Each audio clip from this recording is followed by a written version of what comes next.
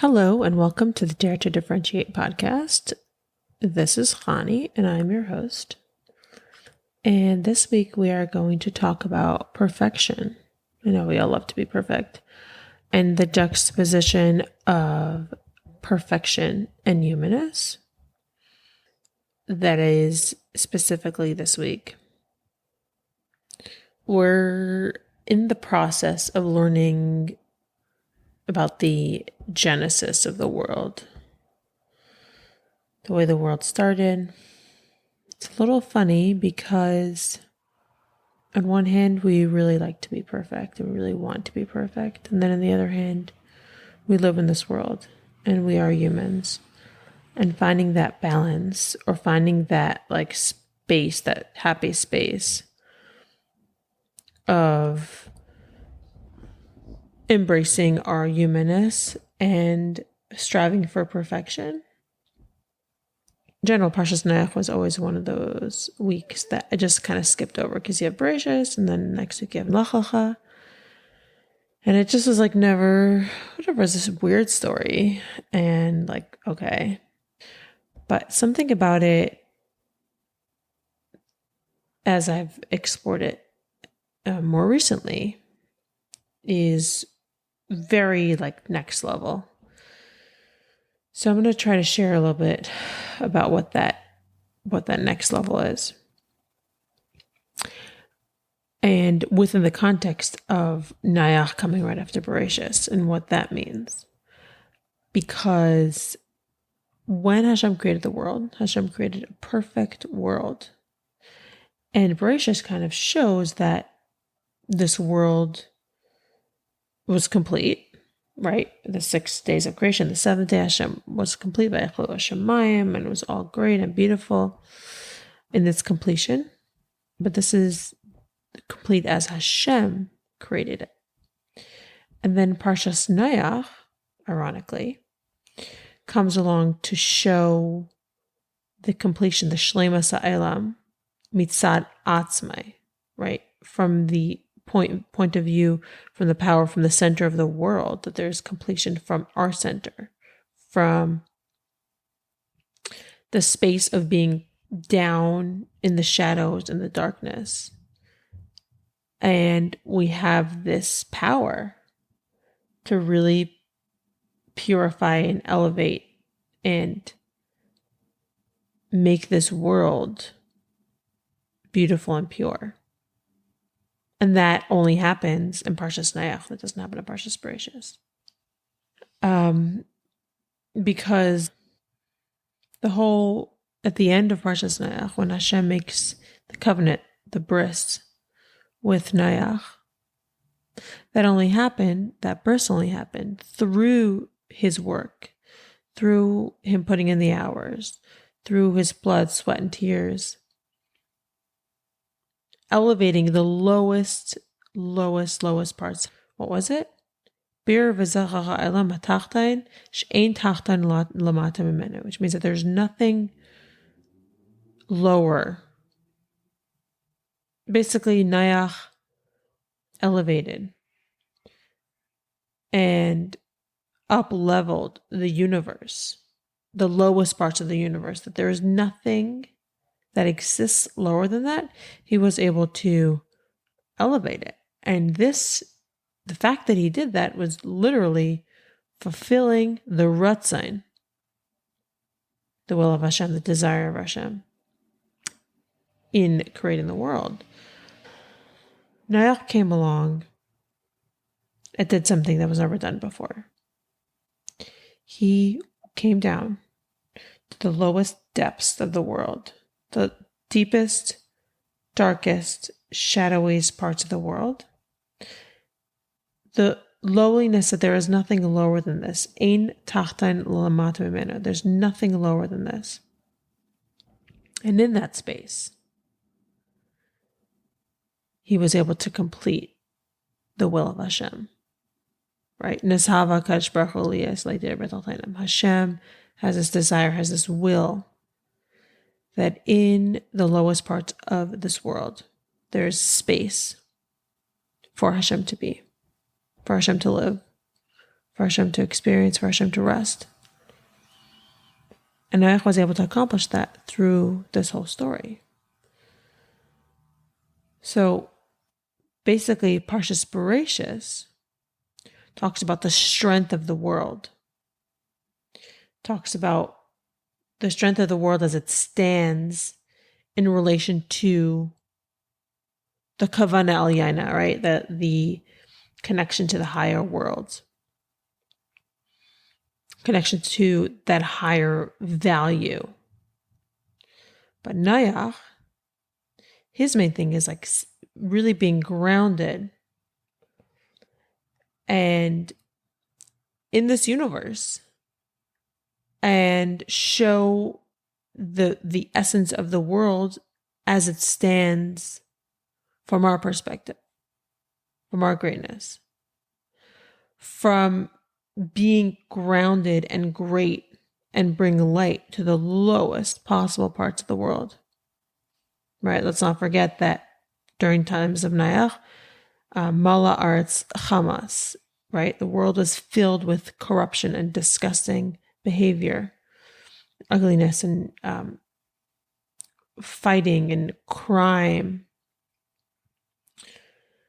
And in that space, Noach was able to bring healing, was able to bring a tikkun, a birur, a zechach, right? A purification, and a next level, right? To the point where it was ba'ad l'tahara, until it was actually pure and beautiful and fresh. Noach did something incredible. He did something otherworldly in this world. And how do we know that? Because Noach matza chayin b'einei Havaya. Noach found favor in the eyes of Hashem. So how did he pull that off? How did he do what he did? What was the trick? What was the secret sauce that offered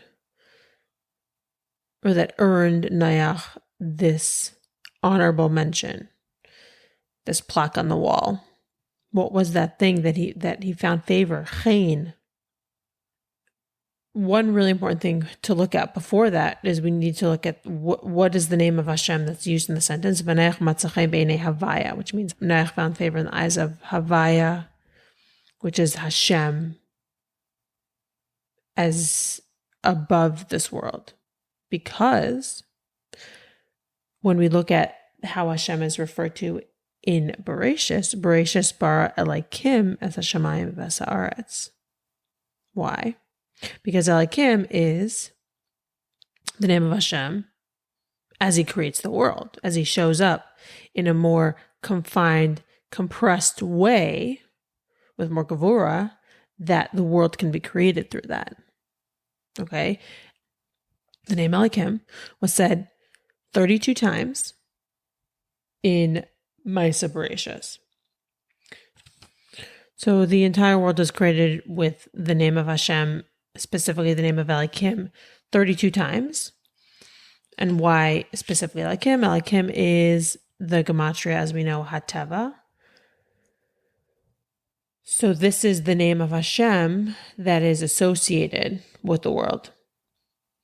Actually, later in the Parsha, it says that Sais Havaya Elokim Aretz Hashemayim, which basically means that Havaya is enclosed, is expressed through the name Elokim. But it is hidden within the name of Elokim as it brings the world into being, right? The Kayaha Ashavas. Because the power that brings this world into being is really Shem Havaya. But it has to be enclosed and low-key behind, compressed in the name of Elokim.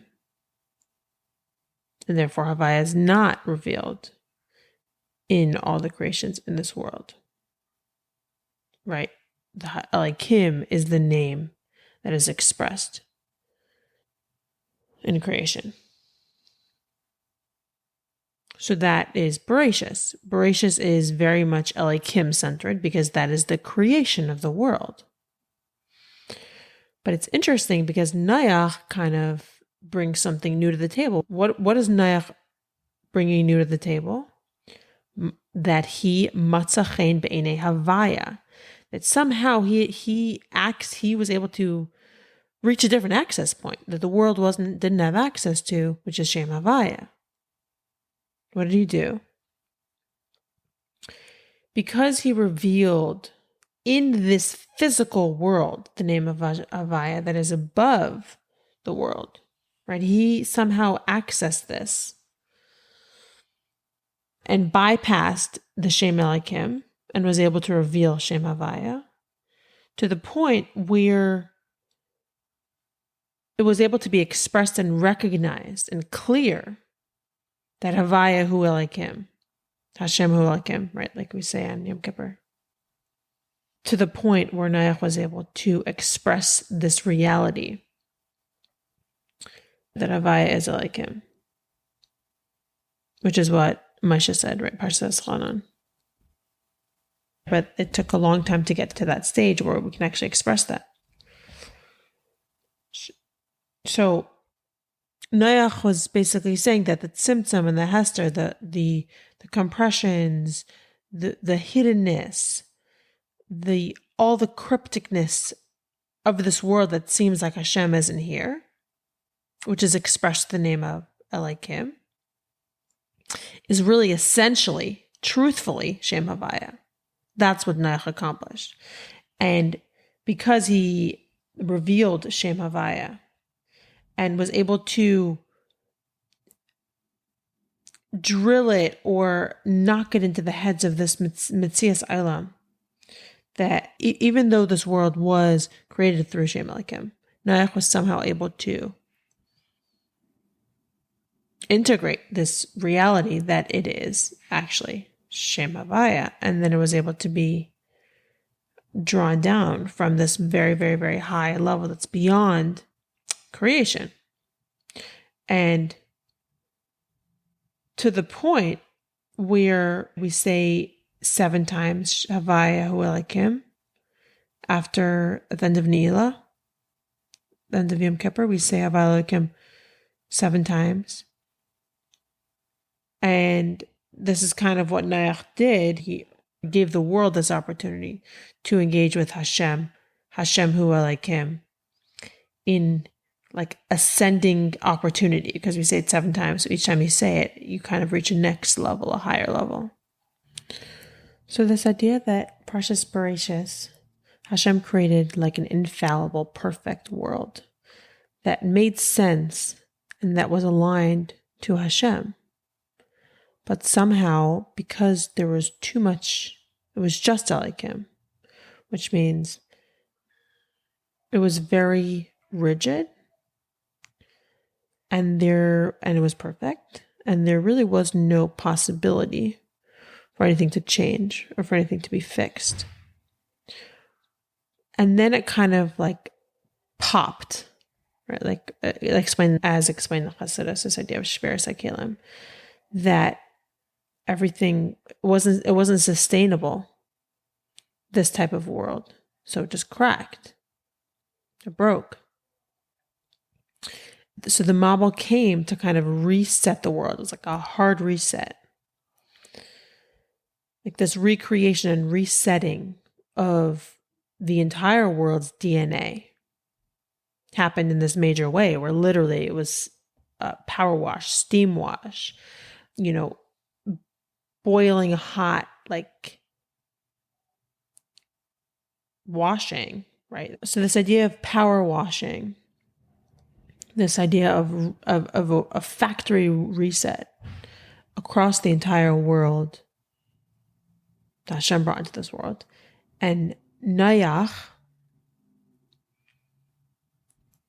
was able to invite Hashem, invite Havaya into the reality of Elohim, invite this more soft, loving, kind, over the world, beyond the galaxies, type of energy into this world and give the opportunity for a repair, give it an opportunity for light to seep in to the deepest, darkest, lowest parts of this world. And we experience this every Yom Kippur when we say Havaya Hu Elokim, Hashem Hu Elokim, 7 times at the end, at the culmination of the entire Yom Kippur experience, where we repair, where we reconnect, where we take our connection with Hashem to the next level. That's the opportunity that we have every Yom Kippur. And this like factory reset situation. But what's also really important to realize is that every single moment, every single time we have a choice, every single time we have an invitation to choose perfection over being human, we are able to bring that into reality, that Havaya Hu Elokim, that no matter what's going on, no matter how dark, no matter how sad, no matter how confusing, no matter how destructive or divisive my experience is or this world is, I have the power in this moment to make it clear that Havaya Hu Elokim, that Hashem, that Hashem's love, that Hashem's kindness, that Hashem's presence is in what seems to be Elokim. And I think we have this like obsession. I have this like obsession sometimes for things to be perfect, for things to be just so. And all the chaos that came onto this world, the openings of the lower waters, that this miraculous like stirring of the pot, this miraculous like shutting it all down so that it can be reset and bright, and there can be a rainbow at the end of it, and a promise that we're connected with Hashem, and a promise that we are exactly where we need to be, and a promise that Hashem wants us to be involved in this process, that Hashem wants me to be here. Hashem wants me to stay grounded in whatever's going on, to keep centered, to keep in the teva, emotionally, physically, mentally, in this teva, in this awareness that whatever's going on, all the chaos that's going on, it's going on outside.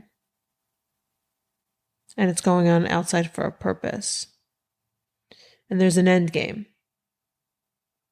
And while this is happening, I can stay present and grounded in the chaos, the hullabaloo of everything getting turned over, and the water covering the mountains. Like, how does water cover mountains? The tips of the tallest mountains. Yeah, that's what happened. How does any of this happen? And for me, just to know that this chaos is here. It's not forever. And I can choose to be present with it and know that being present with it is all I need to do. And the process will kind of process its way out, and the entire world will be better for it. And so I invite you to do that as well. And I invite you to think about what flooding means to you in your own way, in your own life. What Noach's message is to you about of making Havaya into Elohim, from bringing this reality that Hashem is really here in a kind, generous, loving way in your life, in my life, in this life, in the chaos, in the questions, in the, in all of it. And there's room for all of it, and there's room for you in this experience. So make sure to include yourself and have a wonderful week. We'll see you next time.